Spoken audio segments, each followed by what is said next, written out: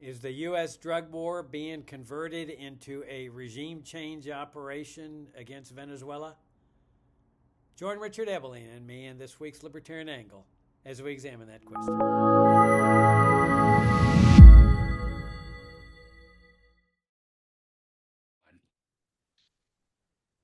Hi, I'm Jacob Hornberger, president of the Future of Freedom Foundation, and welcome to this week's Libertarian Angle as we discuss the various aspects of what's going on in the world today, especially from a libertarian perspective. As you can see, I'm joined by my co-host, Richard Ebeling, professor of economics. As you'll also see, I don't have my normal background that y'all are accustomed to. I'm down here in Dallas, still in the post-Thanksgiving holidays, spending time with family members. So, Richard, good to see you again for another round, and I hope you had a nice Thanksgiving. We did. My wife and I had a great time with our daughter and son-in-law and grandson down in Florida. But it's always good to be back with you and our viewers and listeners. Yeah, thanks to you all for tuning in. And as always, thank you for your great support of FFF. We sent out our annual end of year fundraising letter this week. I hope you'll take a look at it.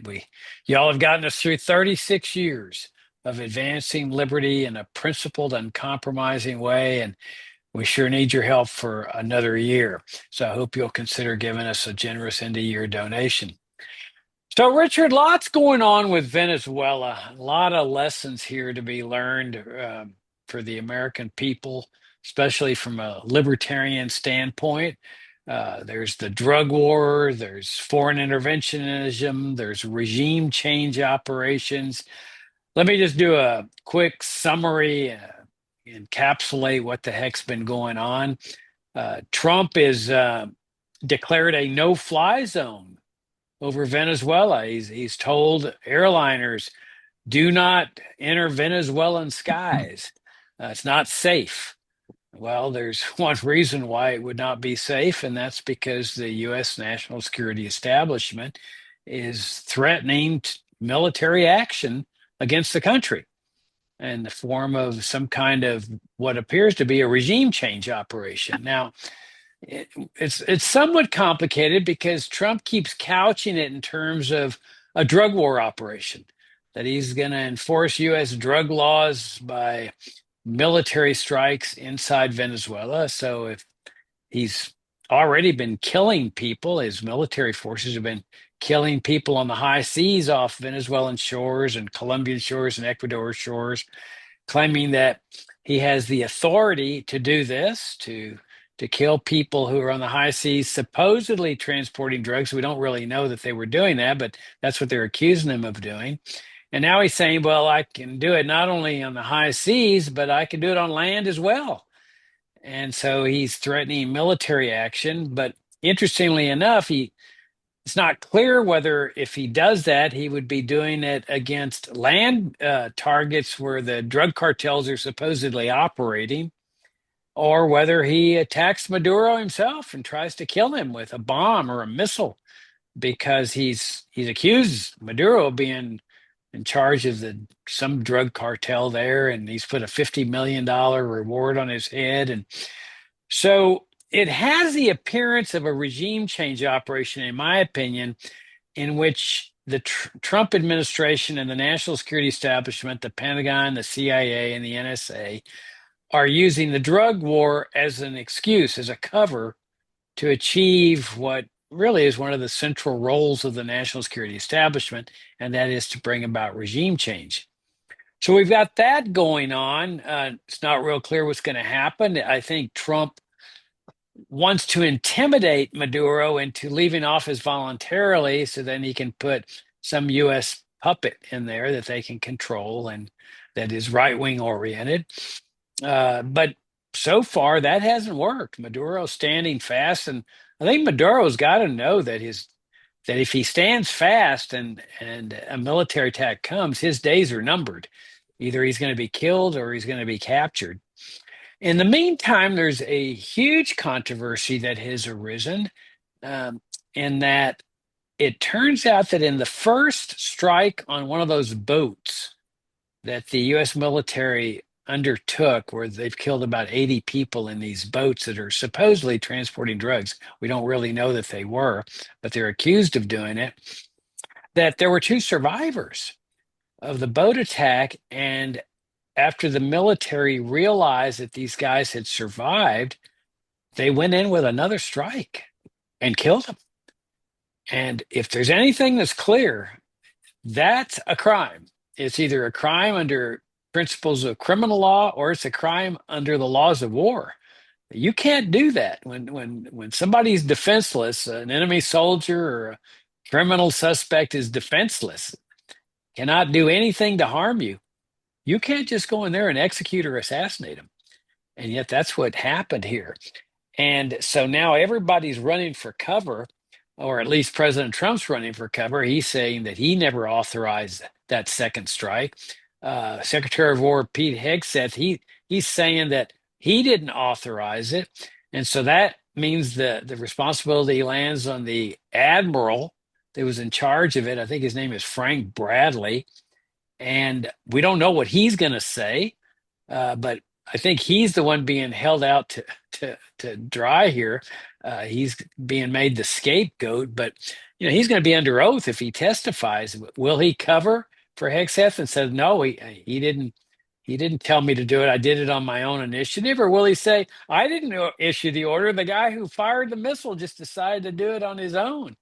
But one thing's clear: whoever did this or authorized it or ordered it is guilty of a crime, either a criminal offense or a war crime. And then so that raises the whole issue of this Office of Legal Counsel that has issued this document saying, giving cover to officials that have engaged in these drug war killings, saying, oh, you don't need to worry, you won't ever get prosecuted. And then finally, let me just wrap it up by these, I think it's 6 members of Congress that have issued a declaration saying no soldier needs to obey illegal orders. In fact, they shouldn't obey illegal orders, and that's just standard. But Trump has turned around and said, "Oh, that's sedition. That's sedition, death penalty," and they're even threatening to recall Senator Kelly back on active duty. He's a retired Navy guy, back on active duty so they can court-martial him for telling troops that they don't need to obey illegal orders. I mean, Richard, this whole thing is just degraded into, a disgrace. The whole thing's just a disgrace. It discloses that the drug war is just one great big racket. It's a racket here in the United States. It has been for 60, 70 years. It continues to be a racket. Now it's a ruse for a foreign policy regime change operation. What do you think?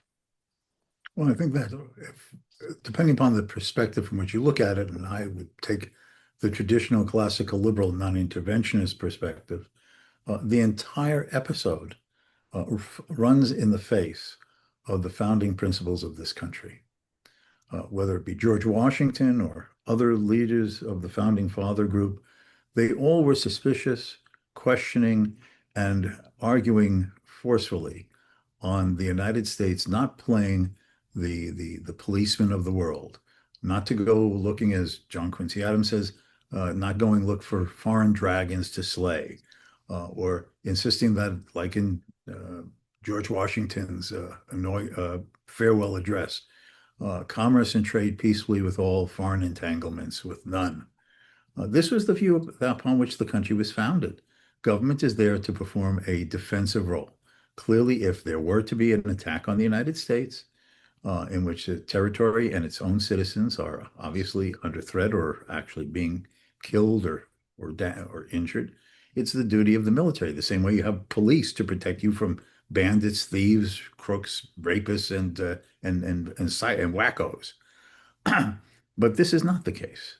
The United States, under Donald Trump, as many other presidents since certainly Woodrow Wilson and FDR, have chosen to go out and look for enemies to slay in the name of spreading democracy, establishing their notion of freedom, and of course, with a whole variety of other agendas lying beneath. But it also brings out Trump epitomizes, how can I put this, epitomizes the danger that was pointed out beginning in the 1960s when there was talk of the imperial presidency, the idea that so much power and authority and uh, de facto discretion has been handed over into the hands of the president from Congress or just by initiative of the president or with the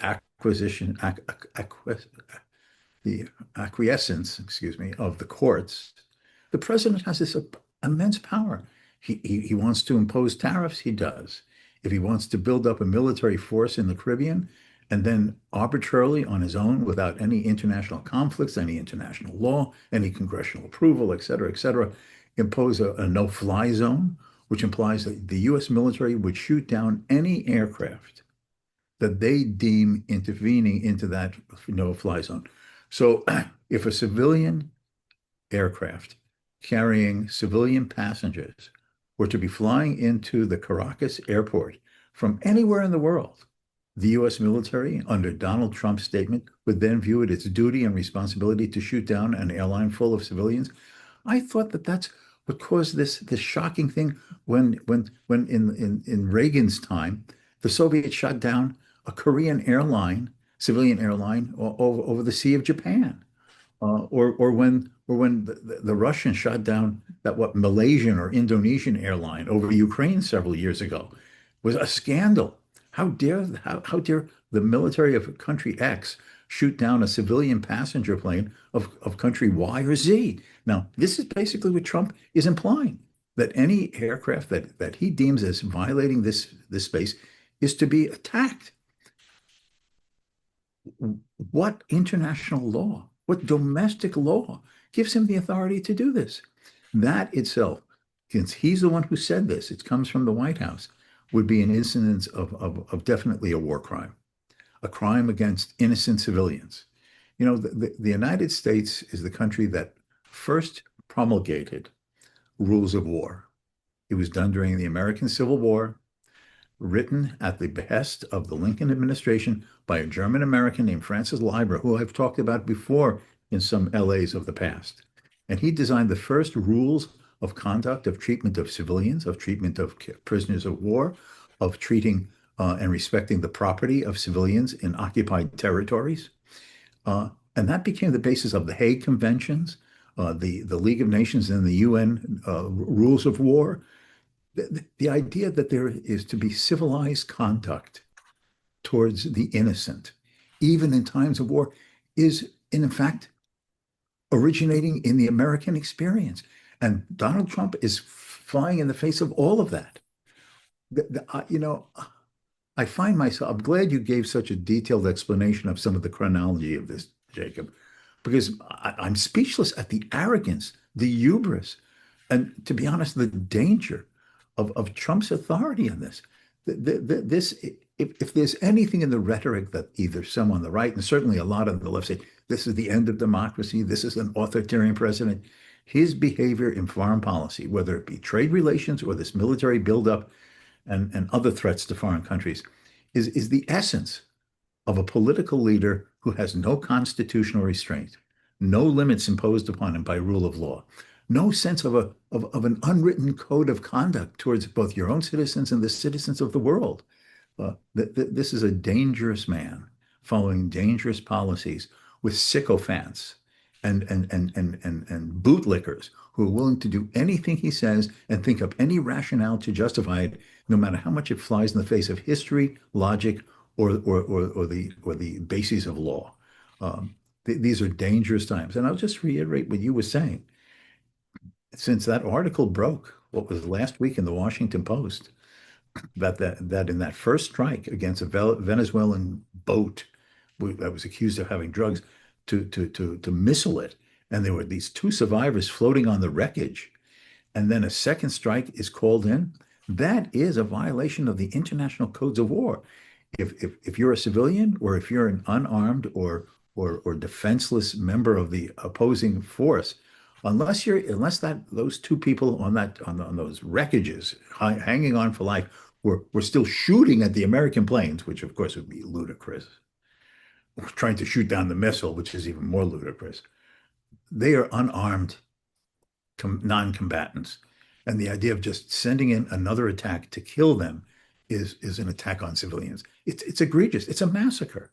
And the fact it's not just them. They've been shooting all of these people in these boats. 80 people, as you said. What evidence is there that they had any contraband as defined by the US government? Because, of course, as a classic liberal, libertarian, we would question even the war on drugs that has made this criminal behavior immorally from the libertarian point of view. On what basis? What were they captured? Were they interrogated? What was the contraband on the ship seized and examined to see exactly what it was or was not? No. This is just shoot first and don't even bother to ask questions later. And we still have 3 more years of this rogue presidency. And if the precedents that this is setting, it's not just Trump.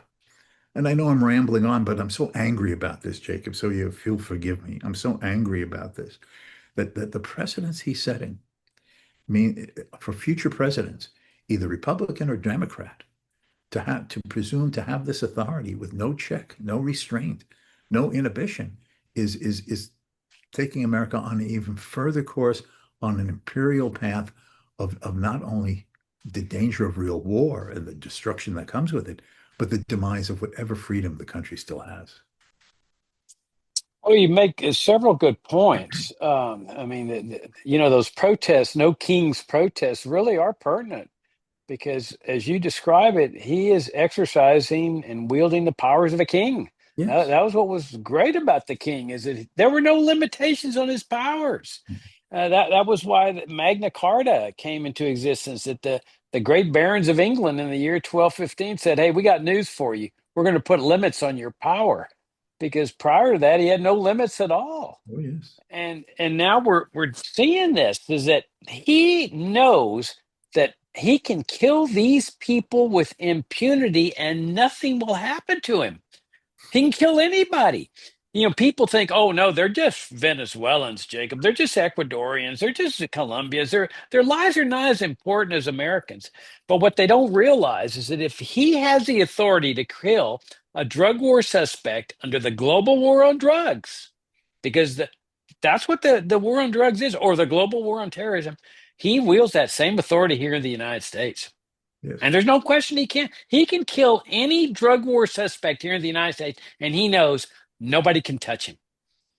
And there's a lot of hypocrisy here, Richard. I mean, there was 2 other people that they captured, and I know they freaked out. What do we do with them? What do we do with them? Because bring them back to Guantanamo as terrorists, put them in an American penitentiary as drug war suspects, try them, where they're able to get a trial in a federal district court explaining what really happened here. You know what they did? They released them because they didn't want a trial. They didn't want the messy part of a trial of what might come out in that trial. So here they're killing people under the pretense that they're stopping drugs. I mean, that's a joke right in of itself. They're not targeting the drug kingpins in these boats. They're targeting the little people. But if you're going to take people captive, why do you want? They released them back to the enemy forces, back to the drug cartels to do the same thing that they were doing before. I've never seen that before. And then they just Trump just pardoned this former president of Honduras who had been convicted in a federal district court of importing or conspiracy to import, I think it was 400 tons of cocaine. What's that all about? If you're over here killing these little people because you want to stop drugs from coming to the United States, and you pardon and release a guy that's in jail who's been convicted of smuggling 400 tons or conspiracy, there's something wrong with this picture. And your point about John Quincy Adams is really good. Yeah, I mean, we have to keep in mind what they're doing here, Richard. They are attacking, they are initiating a war against a sovereign and independent country that has not attacked the United States. For one, there is no declaration of war from Congress. That's what the Constitution requires. You may not like that restriction on the president's powers, but that's our law. So it will be an illegal attack. I don't care how many times they've done this in the past. It continues to be an illegal act. The irony is that all we hear in the mainstream press is aggression, Russia aggression, Russia aggression, Ukraine, Russia attacked Ukraine with no provocation, no reason. It's just wants to be an aggressor. Now, I know that's not true. I know the role that NATO played in provoking this whole thing. But let's take the official story at its face value. Russia, aggressor. How is that different from attacking Venezuela? And yet you don't see anything in the mainstream press about this is aggression. This will be aggression. This will be illegal. Condemn it as aggression. Nothing. It's become normalized. Oh no, Jacob, this is a regime change operation. This is part of our system. This is the drug war, Jacob. This is part of our system. It shows you how perverted this whole system is. And you're right, it's not just Trump. I mean, he's setting the precedent, but the precedent has been established in the past for this type of thing. It's really this system, and that goes back to what you were talking about the founding principles of this country. The founding fathers, the framers, they did not want this kind of system. And that's what John Quincy Adams, who you alluded to, was saying in that famous 4th of July address, which is worth everybody's time to read. It's called In Search of Monsters to Destroy. And he said, our foreign policy is we don't send our troops out abroad. A lot of monsters in the world. We're not out there to slay those monsters. If you can get out, you can come to the United States. We have a policy of open borders. We will not repatriate you. We will not deport you. You've got a sanctuary here, but we will not go and bomb and fire missiles and bullets and destroy your homelands in the effort to save you. That to me was a perfect foreign policy, Richard, a foreign policy that has been abandoned as part of this imperial mindset that now controls this country. I think there's also, to Boss just point to what is seen and what is unseen. What will be seen if Trump initiates military action is an attack against a tyrant. Perhaps, as you were suggesting, Maduro would either be killed or captured and put on trial. The drug dealer, the tyrant, has been brought to justice in an American court. They'll be filling the news media for months with that trial if that were to happen. But the point is that what is unseen? The unseen is the fact that so you change the government in Venezuela. How do you know it's going to be any better? Look what happened when we overthrew the government in Baghdad after the invasion of Iraq. All the presumptions were all the Iraqis will come out and wave little American flags and they'll be liberated just like us. The country has not been better. It's wallowed in division, violence, corruption, authoritarian religious factions. It hasn't made it better. So there's no certainty that if we overthrow Maduro, and even if one of our supposedly, sort of like mascot democratic leaders in the Venezuelan resistance is put into power, that the system will be any better, that it will not fall into a division, conflict, a civil war, that the corruption will be done away with. There's no certainty of this. And if America does do this intervening and there's any presence of American military force, how long will it take for them to withdraw? These things can extend a long time. In 1915, during the First World War, but while we were still neutral in World War I, Woodrow Wilson sent in the Marines to Haiti. They only left 20 years later in 1935. We intervened in Nicaragua and had American soldiers there for at least well over 10 to 15 years, also in the 1920s into the 1930s. These things do not just solve themselves and enable America to chalk one up for victory and we all come home peacefully and feeling good about ourselves. These interventions have unbelievable intended and many unintended consequences that lead to many more negative effects than merely the ones that are the rationales for introducing the intervention to begin with. That's a great point. And sometimes you don't see those effects till much later. So in the short term, they can say, oh, we brought freedom and democracy to the country. I mean, look at Iran. You mentioned Iraq, but Iran, they had that regime change operation in 53 where they knock out the democratically elected prime minister, a man who Time magazine had called its man of the year, Mohammad Mossadegh. And so you get this brutal tyranny of the Shah of Iran, which was proclaimed as freedom and stuff, but it was anything but. It was a horrific tyranny, which led to the Iranian Revolution in 79, where they took those diplomats hostage. And then you get this Ayatollah regime and decades of bad relations between Iran and the United States, all because of that regime change operation in 53. And then in Guatemala in 54, you've got a civil war that killed more than 1 million people. That civil war is at the foot of in the hands of the CIA that initiated that regime change operation. And so you never know how these things are going to turn out. But clearly they're going to be killing some people. Now, it'll be a cost benefit analysis. They say, oh, well, there's only been 1,000 people killed. Only 2 American soldiers have lost their lives, and we brought freedom and democracy. Well, that's pretty cavalier because the 1,000 people that are dead are not going to be experiencing this lovely society. And whoever they install, Richard, will be automatically a puppet of the U.S. government. I mean, they have to be beholden. The government's been their daddy. They weren't able to pull this revolution off by themselves. They got their daddy to do it, and so they'll be a puppet regardless.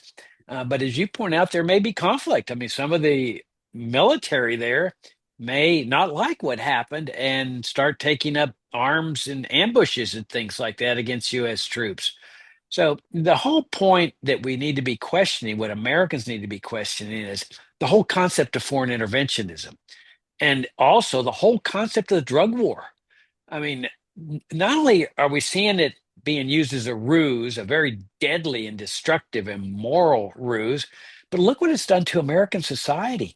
Okay, you put that Honduran president in jail for what, 40 years or so. So what? What did it accomplish? What about all the other drug lords that they've busted and killed and put into jail? What did it accomplish? The drug war just keeps going on and on. But at the same time, it tightens the screws on the American people with no-knock raids and illegal searches and seizures and racist enforcement, and all the while just tightening the screws, saying, be sure you enjoy the tightening of the screws because this is what freedom's all about. Well, it's not what freedom's all about. And so that's what Americans need to do. They need to do some soul searching is, do you want this kind of system of foreign interventionism, undeclared wars, an imperial presidency, a national security state? Because in my mind, Richard, this has led to nothing but the destruction of liberty, immorality, disharmony, and a very, very bad way of life. Yeah, you said when you just said a moment, what do the American people want? The frustration is that once such policies are introduced and they continue for a period of time, they come to be taken for granted. Well, isn't that just what's done? Isn't that how we live? I remember a time when, before a variety of those airplane hijackings occurred beginning in the 1970s and then into the 80s, where you could go into the airport without going through metal detectors or security. You could go up on the roof of the buildings and with your unassisted eyes or through those pay binoculars, you could see the planes arrive and take off. You could go to the gate and meet, helping to say goodbye to someone who was leaving or to meet them at the gate when they were arriving. Now people just take for granted, oh, I can't enter the airport, regardless of even if my long lost Aunt Minnie coming to visit who I haven't seen in X number of years, because I can't go beyond the detector equipment because I don't have a ticket. Now, by the way, I don't know if you or some of the readers saw this. TSA is now going, as of February 1, TSA is going to be charging $45 to any traveler who does not have one of these little smart ID cards of your driver's license or a U.S. passport. $45. Now, who the hell what American would have assumed that the government could just rip them off of even more money half a century ago, or even 40 years ago, or 30 years ago? But once these things are in place, who even questions it? Well, of course, I take my shoes off when I'm going through the X-ray machine. Oh, I put my hands up and they X-ray my whole body. Oh, baby. Oh, I mean, give me a break here. It's the freedom that's sort of lost, drip by drip by drip, and you don't notice it, and it's just the background noise taken for granted, and you have no idea the degree to which and the severity of which that you have lost your personal freedom in this little corner of your life, that little corner of your life, some other little corner of life, until the historian will look backwards and say, well, what's been going on in American history? And say, oh, that was America. And then that became America. And that's how it happened. And nobody even noticed. Yeah, it's that old story of how do you boil a frog? You don't boil the water or get the water boiling and throw the frog in because he's so shocked he'll jump out. That's right. So instead, you put that frog in the nice lukewarm water and then you slowly start turning up the heat so that the heat becomes normalized. So that Oh, by the yeah. time the boil starts, it's, oh, this is all normal. I mean, I saw it on the border, Richard. As you know, I grew up on the border. I spent over 30 years of my life there. And the police state down there is just now totally normalized. The highway checkpoints, the warrantless searches of ranches and farms, it's just sort of normal part of life. But now it's expanding nationwide. Trump's taking it to the other cities. He's kidnappings, masked men without uniforms, grabbing people, putting them in squalid concentration centers, prison camps, deporting them to third world countries for incarceration and torture. Uh, Troops in the cities. When did you ever see? You think you'd see troops, but it's everybody's shocked, you know. But notice it's already getting normalized. You've got this assassination that this ambush that took place in Washington of those two National Guard troops, which is tragic. But everybody's, you know, Trump is focusing on, oh, refugees. We got to stop refugees from coming in instead of focusing on the fact that this guy comes from Afghanistan, the country that where they were there for 20 years, killing people and destroying the country, that he was part of a CIA trained force. Nobody seems to want to focus on that, and that this has become a normal part of American life. All these aberrant, dysfunctional, irrational killings. It's not normal, and I think it's because they're over there turning up the heat on the frogs that are over there already in the lukewarm water. They're starting to feel the heat. Yeah, another example is Trump's response to this, as you were saying, tragic shooting of these two National Guardsmen in D.C. Last week. Is that suddenly, again, the imperial president, he just arbitrarily announces that there's going to be a blanket freezing of visas and green card issuance and a re-vetting of anyone from a variety of selected countries that he defines. So basically, we have collective guilt. This fellow who happened to come from Afghanistan, and whatever might be his reasons for having done this this murderous act, and let's face it, it is a murderous act. He showed up someplace armed and intentionally went after these two National Guardsmen. You can either be for the National Guardsmen on the street or against them. He still committed murder against them. I mean, he just shot at them. Uh, but this idea of this collective guilt, it's not just this person, and looking for his motive on the which reinforces your explanation of why you may find him guilty. But the idea of every Afghani, regardless of circumstance, regardless of history, regardless of relationship with the U.S. government in the past, every Afghani is now to be frozen from coming to the United States, or perhaps re-investigated and to be thrown out merely because of the most absurd suspicions or lack of suspicions, but just because of his country of national origin. This is the worst tribalism uh, in treating others, most of whom, whether you agree with their religion or their lifestyles or the food they eat or anything else, I mean, that's diversity of life. Just because of the country they come from, they're now to be viewed as a danger, a threat, a terrorist, an enemy of humanity, to which the president can just arbitrarily snap his fingers and say, gone with them, off with their head. These are all dangerous precedents. You know, the left says a lot of things about Donald Trump, and because I know they're from the left, I sometimes get irritated by it. But the fact is, regardless of what the left may say about Donald Trump and the rhetoric they may use in their case against Donald Trump, objectively, Donald Trump is one of the most dangerous, power-lusting, irrational, authoritarian presidents that have emerged in my lifetime. This is a bad place in American history. I would just reinforce that by saying that it's not him that is the root of the problem. It's the systems that we live under that are the root of the problem. And that's where people need to raise their vision to a higher level. Because if it's not Trump, it's a Democratic dictator, Yes. just doing it in a different way. But if we, the good news is a way out. There's a way out of this.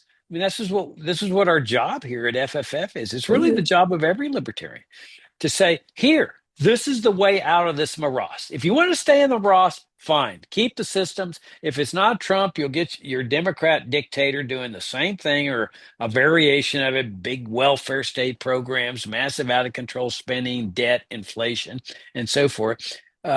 Or there's a way out of this, and Yes. that's these principles that you and I are enunciating that really is a way out of this. Richard's Oh, the yeah. only way out of this.